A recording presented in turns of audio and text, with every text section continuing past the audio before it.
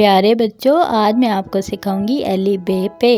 الف سے انار، پے سے بکری، پے سے پنکھا، تے سے تتلی، ٹے سے ٹماٹر، سے ثمر، جیم سے جہاز، چے سے چڑیا، ہے سے حلوہ، خے سے خوبانی، دال سے درخت، ڈال سے ڈاکٹر، زال سے زرافہ، رے سے ریچھ، ڈے سے پہاڑ،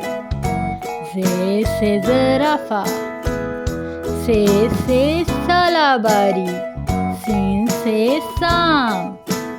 شین سے شیر، سوا سے صابن، زوا سے ضمانت، توئیں سے طوطا، زوئیں سے ظروف، آئین سے اینک، گائن سے غبارہ، فے سے فراق، کاف سے قلم، کاف سے کبوتر، کاف سے گاجر، لام سے لیمپ، میم سے مالٹا، نون سے ناریل،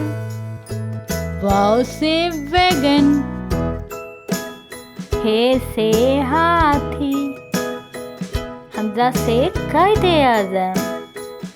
یہ سے یکا،